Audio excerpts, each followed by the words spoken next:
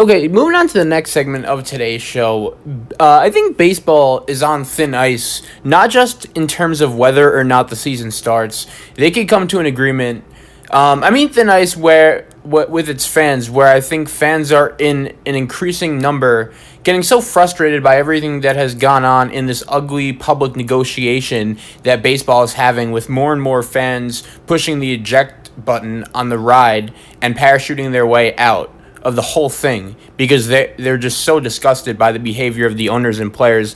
And I think I'm one of those people. And I see this is interesting and something I want to talk about with you guys about Bob Nightingale's report. And he's from the USA Today. He's reporting that desperate times call for desperate measures, and baseball is going to use some wacky rules if they do end up on the field in 2020. And one of those things they're really considering is having games end in ties. They're actually thinking about having games in a 150-year league and 200-year sport. They're actually thinking about having ties, and the MLB is actually thinking about having games end in ties. Now, my senses get inflamed, and I have raised an eyebrow when I see a story like this because part of me thinks that it's a technique by the owners to distract you from what is going on. You know, let's leak a story to a very well-connected baseball writer, and let's get the USA Today to report this, and for a little while, for a brief moment, people will focus on how ridiculous that sounds, and that will fill some airwaves, and for a little amount of time, take some of the negative attention that is on the players and owners right now, and it will shift to something completely ridiculous and something that goes against the integrity of the game. Let's get people to focus and talk about that for a brief amount of time. I really believe, though, that we have exaggerated baseball's death and demise too much. There have been a lot of hyperbolic opinions out there that baseball has pretty much been on its deathbed for a long time. I see it as much more gradual than that, as I think the sport has much more warning signs, and I think you can read the tea leaves and look at the average age of a baseball fan, which is 57 years old. That is crazy. And looking at the TV ratings in baseball and come to the conclusion that baseball is losing fans and they need to do something about it. They're secure right now in terms of the money they bring in. It's the second or third most popular sport behind the NFL with the NBA, but I don't think baseball has a firm hold on that range. You have the NBA really gaining some momentum. You have maybe the English Premier League or one of these international soccer leagues but I think that's it's pretty obvious that baseball is trying, and in the pandemic, I get it. They don't have anything to lose in terms of the rules. But I think baseball is trying to find new concepts and ideas to implement into the game in an attempt to get you interested again. So people are either disinterested in baseball or bored by it before the pandemic started. You have that class who is the apathetic baseball fan. You've got the angry baseball fan that is livid over the way this negotiation process has unfolded, so they're not happy. You've got a lot of people that are customers that know they know already. They don't want to eat at your restaurant anymore, and you got people that drive by and are just not interested. So how does baseball capture your attention again and get you interested again? And it seems like they're just throwing things out there, and they're willing to throw a bunch of stuff out there to just see if they could do something crazy or weird enough to pique your interest. So putting out there that ties may open and ties may happen, I think that will have the opposite effect. It's pretty crystal clear to me that the American sports fan has zero use for ties. The NHL has done everything in its power to eliminate the tie completely. They actually give points for a close loss. They actually reward close losses, as they implemented the shootout rule about 15 years ago and 3-on-3 overtime pretty recently, which is pretty fun to watch. So in a sport where ties were taken away and had been a part of the game for a long time, they actually came up with a gimmick to get rid of them because ties didn't sit well with their audience. The NFL doesn't really have a tie problem, as you could technically tie or have one or two a year that unearths this topic for the NFL. That kind of takes this topic out of time capsule. And maybe we revisit it the Monday morning after a big game ends in a tie. They rail against it and ask the next question. You know, everyone around that fan base kind of says the same thing. Why do we even still have ties in the NFL? and then by the time the next Thursday night football game comes around, we're all pretty much over it and used to it. Baseball, because I'm guessing they don't want to overstress players that are trying to play a lot of baseball in such a condensed amount of time after so much time off that they feel like long extra inning games are just a non-starter. The compromise that I see here is that they want to use a minor league rule that they're going to implement this year, and it looks like they might do this permanently, which is that they want to start extra inning games with the runner on second base. And the reason why I have a big problem with this is that if you really wanted to, you could play for a run without even getting a hit. Every manager that really wanted to do it, and it would be pretty interesting to see which one believed in it or which one didn't, or which players could properly execute it or couldn't. But every manager, if they wanted to, in the top of the 10th inning, let's just say, starts with the runner on second base. If a manager wanted to, he could bunt the guy over to third and then just have his hitter hit a sac fly, which would get the run home. So is every game that goes into extra innings going to turn into which team could execute a sac bunt and a sac fly? That is going to be the strategy managers use. And if it is, that is not entertainment. That gives you a chance to end games, and it may speed up the end result, but that doesn't solve baseball's entertainment problem. I don't think people want to tune in to watch bunt, sacrifice, fly so that they could get the runner to score on that series of plays. I don't think that brings back in the casual, disinterested baseball fan. So that means the question is, what do I think will work? And what I'll say to that is this: what I do think will work, and I want to get your guys' thoughts on this. And the way I'm going to put it to you is, what would get you interested in watching baseball again? Is baseball completely dead to you, where there is nothing they can do to get you interested? Or is there anything they can do right now to get your attention and get you back on board?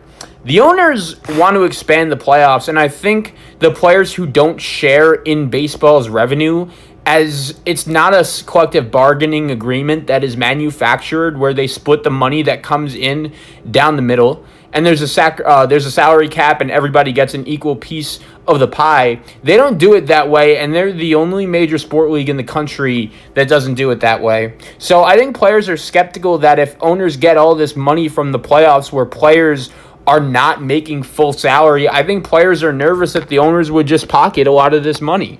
But I think generally speaking, people with more money spend more money. So the more money that is coming into baseball, the better it is for everybody involved, including the players who might not be getting the percentages of that money back, but still more money generated, the better it is for the players and owners who could afford to pay their players more. And I think the reason why an expanded playoff will end up happening, and many baseball purists and a lot of baseball media who skew purists, a lot of them will get angry and upset about how the 162-game season is meant to be the ultimate test and barometer of how good a team is, and how you will completely dilute that and water that down if you put 8 teams from each league into the playoffs. And that statement would be true, because if you look historically how the standings often break down, the 8th place team is usually a team that is under 500.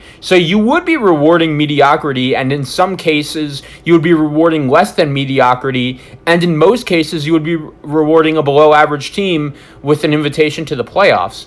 And I think baseball purists would balk at that and say this completely ruins the regular season and the meaning of it. But that is a move that I think would get the curious sports fan who isn't a baseball fan back into baseball in October.